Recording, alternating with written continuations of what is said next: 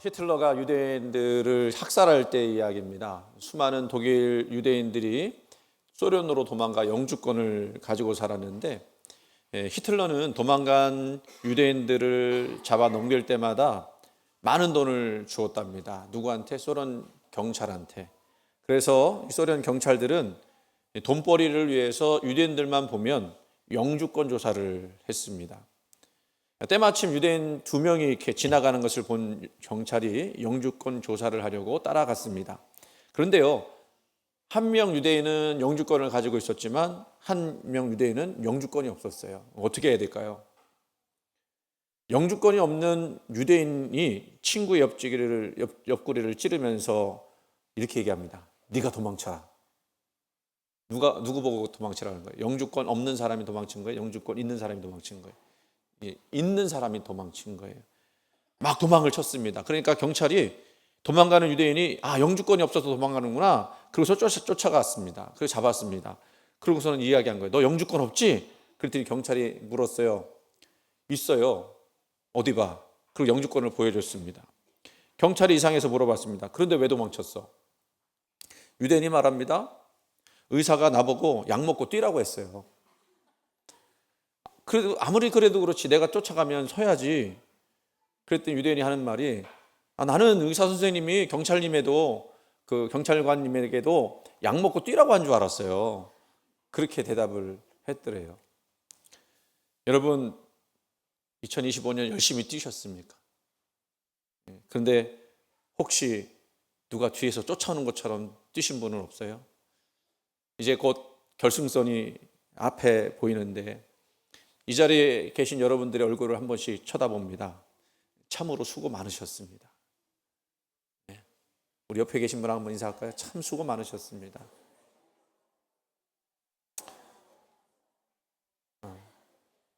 한 해 동안 얼마나 열심히 뛰셨어요. 정말 뒤에서 누가 쫓아오지도 않는데 쫓아오는 것처럼 그렇게 뛰신 분도 있으실 것 같습니다. 뛰고 나니까 여러분 어떠셨어요? 하나님의 도우심으로 원하던 것을 얻으셨습니까? 참 잘 된 겁니다. 그러나 원하던 것을 얻지 못하셨습니까? 실패하셨습니까? 도리어 뛰기 전보다 더 어려워지셨습니까? 안타깝습니다. 너무 불쌍합니다. 눈물이 납니다. 그러면 어떻게 할까요? 포기하고 말아야 할까요? 하던 일 다 그만두면 되겠습니까? 그럴 수 없습니다. 아마 여러분이 그 사실을 더더욱 잘 아실 겁니다. 그런데 괴로움의 포인트가 여기 있어요. 포기하고 싶은데 포기조차도 할 수 없는 인생의 모양이 계속 우리로 하여금 뛰게 만드는 거죠. 그게 괴로운 거예요. 우리는 이런 말 표현을 합니다. 참 하지 말아야 할 표현인데 이런 표현을 써요. 죽지 못해 산다. 이 표현은 바로 포기하고 싶지만 포기조차 할 수 없이 살아야 하는 우리 인생의 모습을 표현한 말이라고 생각합니다. 때로는 하나님께 서운함이 들 정도로 고단한 한 해를 지내고 있으며 이제는 포기하고 싶다 그런 마음으로 어쩌면 이 예배에 나오신 분들도 계실지 몰라요. 만약 오늘 그런 분이 계시다면 오늘 말씀 듣고 깊이 묵상했으면 좋겠습니다. 오늘 하나님은 그런 분들에게 또 저와 여러분에게 어떤 말씀을 주실까요? 오늘 본문의 빌립보서 저자는 사도 바울입니다. 빌립보서의 별명이 뭔지 아세요? 기쁨의 서신이에요. 기쁨의 서신. 그래서 기쁨이라는 말과 기뻐라는 말이 약 16번 정도 나옵니다. 다른 성경에는 이렇게 기뻐하라는 말이 별로 없어요. 짧은 서신인데도 그렇게 나와서 그래서 기쁨의 서신이라고 그럽니다. 그런데 이 바울이 기뻐하라고 했던 그 편지를 쓴 장소가 어디였을까? 그는 지금 화려한 경기장이나 자기가 즐길 수 있는 그런 곳에서 그 편지를 쓴 것이 아니고요. 좁고 어두운 로마의 감옥에 갇혀 있는 때에 이 편지를 썼어요. 놀랍지 않습니까? 사실 우리가 이 빌립보서 내용을 알고 있는 분들은 다 알고 있기 때문에 그렇게 새롭게 느껴지지 않지만 가만히 생각해 보면 어떻게 그런 일을 하게 할 수 있지? 감옥에 갇혀서 지금 당장 어떻게 돼야 될지 모르는 상황인데 어떻게 사람들에게 기뻐하라고 말할 수 있지? 우리 이런 상상을 한번 해볼 수 있어요. 2000년 전 그 로마의 깊은 감옥을 상상해 보는 겁니다. 그곳은요 한낮에도 빛이 잘 들어오지 않는, 그래서 늘 침침하고 벽면에는 눅눅한 습기와 곰팡내가 그런 가득한 곳, 바닥에서는 그냥 서늘한 냉기가 계속 올라와서 그 노년의 사도 바울의 그 마디마디 굵어진 뼈마디에 정말로 사무치는 듯한 그런 고통을 주고 있습니다. 그것뿐만이 아닙니다. 그가 몸을 살짝 움직일 때마다 정적을 깨는 소리가 들립니다. 어떤 소리입니까? 철커덩 철커덩 하는 소리. 그의 손목과 발목에 채워진 무거운 쇠사슬이 부딪히는 소리예요. 그의 등에는 복음을 전하다가 맞은 수많은 채찍 흉터가 훈장처럼 새겨져 있고, 그의 눈에는 오랜 세월 서신서를 쓰다 보니 침침해진 상태였습니다. 인간적으로 보면 바울 사도의 인생은 이제 막다른 골목에 다다랐다라고 볼 수가 있어요. 더는 갈 것도 없고 할 수 있는 일도 없습니다. 그런데요, 여러분, 그 차가운 바닥에서 쇠사슬이 묶인 이 노인은 떨리는 손으로 펜을 들어서 빌립보 성도들에게 편지를 쓰는 거예요. 그리고 도저히 믿기지 않는 고백을 하고 있습니다. 뭐라고 얘기하고 있느냐면, 나는 지금 달려가고 있습니다. 나는 멈추지 않습니다. 얼마나 놀라운 신앙 고백입니까? 얼마나 감격스러운 고백입니까? 눌리고 묶인 현장 속에서 깜깜하게만 느껴지는 그 미래 사이에서 바울이 인간적으로 느껴야 될 감정은 포기와 절망이어야 당연한 것 아니겠습니까? 우리가 그런 상황이 있다면 정말 포기하고 싶고 절망스러운 상황, 그런 마음들이 있지 않습니까? 솔직히 말씀드리면 그렇습니다. 오늘 이 자리에 앉아 계신 성도 여러분, 지난 1년 마치 바울의 감옥처럼 답답하고 어려운 분들 계실지 모르겠어요.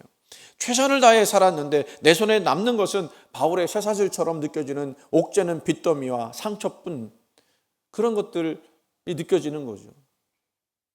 이제는 더 이상 못하겠다, 여기서 포기하고 싶다라고 하는 말이, 탄식이 목구멍까지 차오른 채 이 자리에 계신 분도 계실지 몰라요. 그런데 오늘 주님은 감옥에서도 표대를 바라보았던 바울의 눈을 통해서 지친 여러분들을 바라보십니다. 그리고 바울의 입술을 빌려 한 해 동안 눈물로 버텨온 여러분들에게 가장 뜨거운 소망의 말씀을 건네십니다. 그 뭡니까? 쇠사슬에 매여도 우리는 여전히 부름을 받은 경주자라고 하는 거예요. 우리는 흔히 모든 조건이 완벽하고 일이 술술 풀릴 때만 내가 영적으로 경주를 잘하고 있다고 생각합니다. 안 그렇겠습니까? 저도 그렇게 생각을 할 때가 많은데, 그도 그럴 것이 세상이 말하는 성공은 항상 그런 것에만 있었기 때문에 그래요. 눈에 보이는 성과, 계산되는 결과물이 있어야만 합니다. 뭔가 눈에 보이고 손에 잡혀야만 이게 잘한 거로 생각을 하는 거죠. 세상은 모든 것이 그러한 과정과 결과물에서 시작되기 때문에 그렇죠. 여러분, 삼성이라고 하는 기업죠. 제가 막 그 잘 되기를 기도한다고 그런 기업이잖아요. 뭐 삼성만 그러면 SK도 그렇고 우리나라 경제를 정말 책임지는 그런 기업들이 잘 되기를 소원하는 마음이 있는데, 그 고 이병철 회장이 내세웠던 철학이 있습니다. 그게 뭐냐면 1등주의 철학이에요.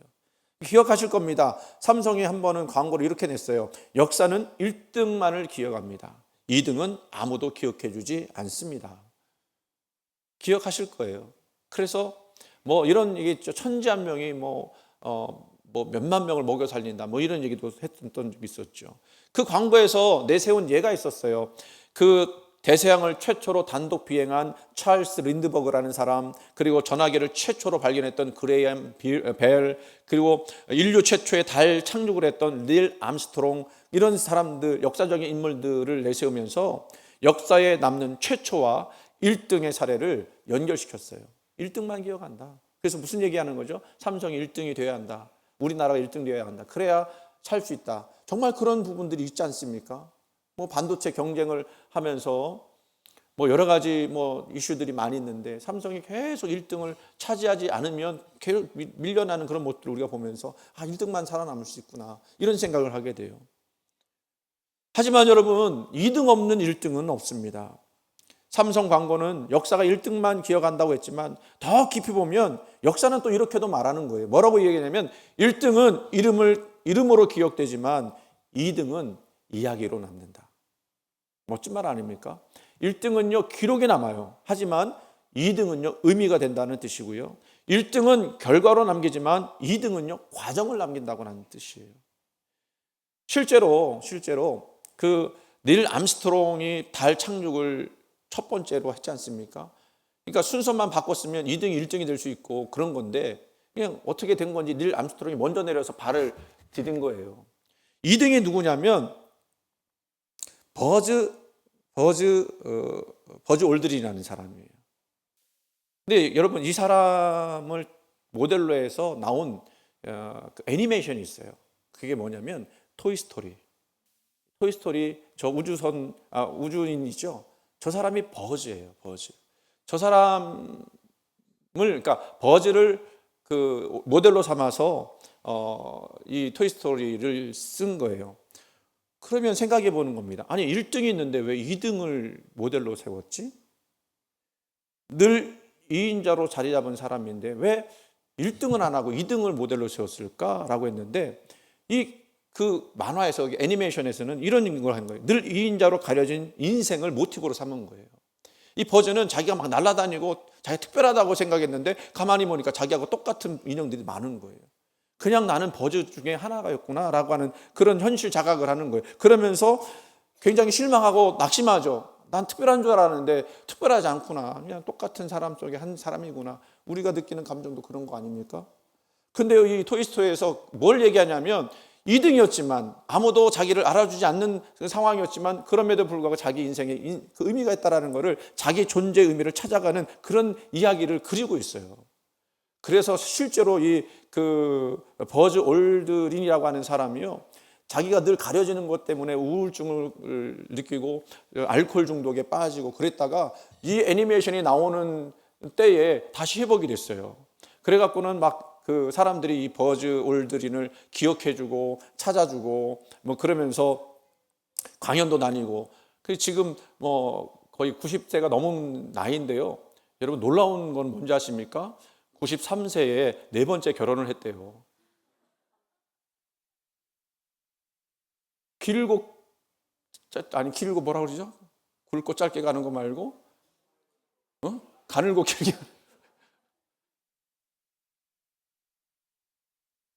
여러분, 2등에게는요 1등의 영광은 없습니다만은 그러나 스토리는 있어요.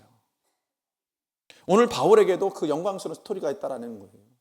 그의 발은 착고에 채워져 있었고 육신의 자유는 박탈당했습니다. 세상의 눈으로 보면 그는 실패한 낙오자에 불과할 거예요. 그렇죠? 감옥에 갇혔어요. 나이도 많아요. 뭘 할 수 있겠습니까? 하지만 12절에서 고백합니다. 오직 내가 그리스도 예수께 잡힌 바 된 그것을 잡으려고 달려가노라. 아니, 감옥에 갇혔는데 달려간대요.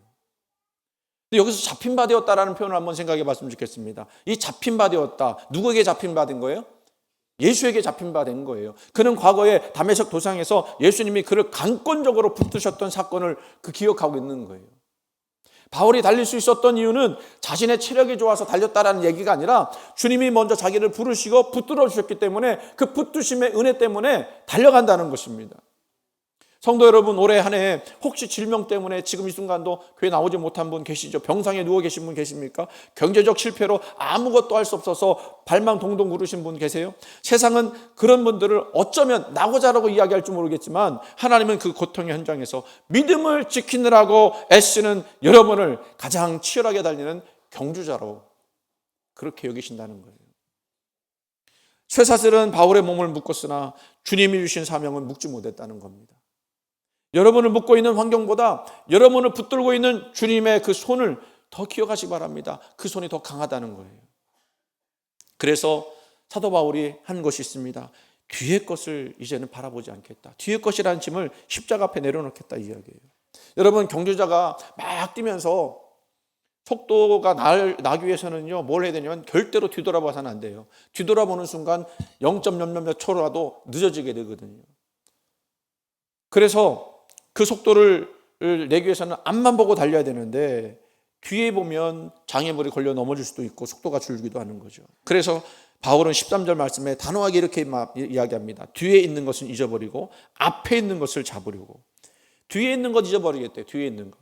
여러분, 뒤에 것은 두 가지 의미가 있습니다. 하나는 과거에 가졌던 화려한 성공이에요. 바울은 베냐민 지파였다고 했습니다. 바리새인이었다고 했습니다. 가말리엘 최고의 그 선생님 밑에서 공부한 사람이었습니다. 근데 그 모든 것들을 사도 바울은 뭐로 여겼다고요? 배설물로 여겼다 그랬습니다. 과거의 성공에 도취된 사람은 결코 미래로 나갈 수 없다는 거예요. 그래서 그것도 뒤로 넘기겠다는 겁니다. 또 한 가지, 또 뒤로 넘겨야 될 것은 뭡니까? 우리가 1년 동안 살아오면서 우리를 괴롭혔던 실패의 기억과 죄책감.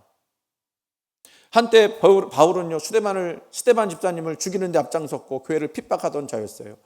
그 기억이 예수를 전하면서 얼마나 진노롭겠습니까? 내가 한 짓이 있는데, 내가 어떤 사람인지 사람들 다 아는데. 근데 그는요, 그 모든 실패와 죄를 십자가 앞에 묻어둔 거예요. 그리고 앞으로 달려가겠다고 하는 것입니다. 여러분, 2025년에 무엇을 실패하셨습니까? 기도를 쉬었습니까? 가장으로서, 부모로서 부족했습니까? 주님 오늘 이렇게 말씀하실 겁니다. 아들아, 딸아, 뒤의 것은 잊으라. 내가 너를 위해서 새 트랙을 준비했다. 십자가는 우리의 모든 실패한 경주를요, 용서받은 경주로 바꿔주는 거예요. 과거의 후회라는 무거운 배낭을 이제 십자가 앞에 내려놓아야 할 때인 줄 믿습니다. 여러분 다 그거 있잖아요. 실패하고 잘못하고 넘어진 거. 그거 다 하나님께 내려놓으십시오. 이제 우리는 고개를 들어서 사도 바울이 그토록 갈망했던 그 상을 우리가 바라봤으면 좋겠어요. 사도 바울은 부름의 상을 위해서 달려간다 그랬거든요. 지난주에 개인적인 일이지만 예화가 될 것 같아서 말씀을 드릴게요. 지난주에 저희 아내가 생일을 맞이했습니다. 제가 제일 어려워하는 것이 그런 기념일 챙겨주는 거예요. 왜냐하면 제가 그런 거 잘 안 했던 사람이기 때문에 이벤트 같은 거 최순용 씨 보면서 왜 저렇게 살아야 되나 이렇게 생각했던 사람인데, 근데 몇 년 전부터 하게 됐어요. 왜 하게 됐냐면 우리 딸이 그렇게 하라고 시켜서. 아내를 사랑하는 마음이 막 더 간절해진 것 때문이라고 말하고 싶지만 그게 아니라 우리 딸이 시켜서. 그래서 며칠 전부터 엄마한테 편지 썼느냐고 저를 자꾸 재촉하는 거예요. 그래서 계속 이제 바빠갖고 못 쓰다가 당일날 아침 새벽기도 끝나고 편지를 썼습니다. 뭐라고 쓸까 그렇게 하다가 지금까지 열심히 목회하고 수고했으니 이제는 하늘나라 상급 바라보며 삽시다. 그런 내용을 썼어요. 그걸 이제 제가 아내한테 주고 그 아내한테 준 거를 딸이 또 아빠가 뭐라고 썼나 궁금해서 또 읽어봤죠. 근데 우리 딸이 그거 보고 웁니다. 감동이 돼서 우는 건가요? 그게 아니고요. 벌써부터 하늘나라 가겠다고 하느냐고. 자기 두고 가면 어떡하느냐고. 그래서 그게 아니라 우리가 열심히 이제 하나님께 봉사하고 수고하면서 하나님 나라 상급 바라보자. 그 얘기다라고 하는 설명을 해주느라고 애먹었습니다. 그래요. 여러분, 상급 받아야 합니다. 저도 받아야 하고 여러분도 받아야 합니다. 제가 이런 마음을 가지게 된 것은 올해 신약 성경 그 새벽기도 설교를 준비하면서 그 부분이 계속 나오는데 그 부분이 자꾸 저의 마음을 울리는 거예요. 이제 우리 이 땅에서 얻는 것도 있어야 되겠고 이 땅에서 우리가 누려야 될 것도 있겠지만 그것보다 더 중요한 건 하늘나라의 상급이다. 이제는 땅의 것보다 위의 것을 바라야 되는 때가 되었다라고 하는 그런 생각이 드는 거예요. 여러분, 우리가 바라는 상급은 무엇이어야 할까요? 그리고 사도 바울이 바랐던 상급은 무엇이었을까요? 도대체 그 상급이 무엇이었기에 노년의 바울은 그 차가운 지하 감옥에 있으면서도 그 냉기와 뼈를 깎는 고독 속에서도 그렇게 처절하게 그 상을 위해서 달려가겠다고 그렇게 이야기했을까? 도대체 그 상이 뭘까? 여러분, 우리가 살아가는 이 세상의 경주는 냉혹하죠. 그렇죠? 오직 단 한 명의 승자만이 금메달에 목을 걸고 모든 환호를 독차지하고 나머지는 아무리 애를 써도 패배자로 기억될 뿐입니다. 1등만 기억하는 더러운 세상이라고 그러잖아요. 하지만 바울이 바라본 하늘의 경주는 전혀 다른 이야기입니다. 이 상은요, 누구를 이겨야만 얻는 전우물이 아니라 끝까지 표대를 향하여 포기하지 않고 묵묵히 걸어온 모든 자를 위해서 예비된 하나님의 은혜의 상입니다. 올해 한 해 세상의 기준으로 보면 남들보다 뒤처진 것 같고 손에 쥔 성과는 없어서 낙심하셨습니까? 그러나 기억하십시오. 우리 주님은 여러분의 순위를 매기시는 분이 아니라 고단한 삶의 무게를 견디면서 내디딘 그 신실한 걸음 하나하나를 계수하시는 분이에요. 하나님은 지극히 작은 것에 충성한 자를 기억하십니다. 남들이 잘 모르는 그런 일상의 수고를 묵묵히 해나가는 사람을 여러분 하나님은 기억하실 줄 믿으시기 바랍니다. 그렇다면 우리가 그토록 마침내 얻게 될 바라는 그 상의 정체 뭐냐? 우리는 이런 생각하죠. 우리 하늘나라에 가면은 황금 저택이 있고 화려한 면류관 같은 거, 그런 물질적인 보상 생각합니다만은 그런 게 아니에요. 바울의 생애의 마지막 순간까지 갈구했던 진짜 상급이 뭔지 아십니까? 다른 것이 아니라 예수 그리스도를 마음속에 소유하는 거예요. 그의 마음에는요, 비천한 우리 인생이 거룩한 주님을 닮아가는 거, 나의 깨어진 성품 속에 예수의 인격이 새겨지는 거, 그리하여 마침내 주님 앞에 섰을 때 주님의 얼굴과 내 얼굴이 닮아있는 그 영광스러운 그 완성을 마주하는 것. 사도 바울이 바랬던 그 상은 바로 그런 상이었어요, 여러분. 이것이 하나님이 말씀해 주시는 우리의 인생의 진정한 승리인 줄 믿으시기 바랍니다. 여러분이 올 한 해 고난 속에서도 비굴하지 않았고 억울해도 용서하며 눈물의 기도로 자리를 지켰다면 여러분은 이미 그 상급을 차곡차곡 쌓아오신 거예요. 여러분의 삶 속에 예수의 흔적이 깊이 새겨졌기 때문입니다. 더 나아가서 하나님은요, 우리가 달려온 그 고통의 시간 자체를 가장 빛나는 상급으로 바꿔줄 줄 믿습니다. 때로는 내 수고가 이거 헛된 거 아닐까? 회의감이 들 때마다 바울이 고백한 위에서 부르신 부름의 상을 기억해 보셨으면 좋겠어요. 하나님은 높은 보좌 위에서 우리 모든 경주를 단 한순간도 놓치지 않고 지켜보고 계십니다. 여러분이 남모르게 흘린 눈물 한 방울, 자녀를 위해 가슴치며 기도했던 그 밤들, 일터에서 그리스도인답게 살려고 손해보았던 그 짧은 순간들을 세상은 미련하다고 말할 수 있겠지만 하나님은요, 그것을 가장 값진 보석으로 여기십니다. 여러분의 발걸음은 절대 헛되지 않을 줄 믿습니다. 이제 저 멀리 결승선에서 두 팔 벌려서 여러분을 기다리고 계신 주님을 바라보세요. 그분은 우리 한 사람 한 사람 이름을 부르면서 이렇게 말씀하실 겁니다. 잘했다 내 아들아, 참 고생했다. 내 딸아, 내가 여기까지 오느라 얼마나 했었는지 내가 다 안다. 이제는 내 품에 안겨 쉬어라. 말씀을 이제 맺겠습니다. 성도 여러분, 올 한 해 정말 고생 많이 하셨습니다. 여러분이 홀로 흘린 눈물이 주님은 그 눈물을 주님은 아십니다. 포기하고 싶을 때마다 내뱉었던 그 짧은 신음소리, 주님은 그것을 간절한 기도로 들으셨을 거예요. 사도 바울은 지금 차가운 감옥 바닥에 앉아있지만 그의 눈은 이미 감옥 벽을 뚫고 저 멀리 계신 예수님 바라보고 있습니다. 그는 쇠사슬에 묶여있지만 그 누구보다 자유로운 영광의 나라를 위해서 달리고 있습니다. 우리도 이제 2025년에 그 아픔과 실패 그리고 허망한 성공의 기억들 십자가 앞에 다 묻어버립시다. 쇠사슬에 매여서도 소망을 노래했던 바울처럼 우리를 붙들고 계신 예수님의 손을 다시 힘차게 잡읍시다. 여러분은 실패자가 아닙니다. 오늘 이 자리에 예배자로서 있는 것만으로도 여러분은 승리자입니다. 주님께서 예비하신 부름의 상을 향해 2026년이라고 하는 새로운 트랙 위에 우리 함께 주님과 함께 힘차게 달려가 보기를 원합니다. 하나님의 은혜가 고단한 길을 걸어온 여러분의 삶 위에 새해에도 가득하기를 주님의 이름으로 간절히 축원을 드립니다.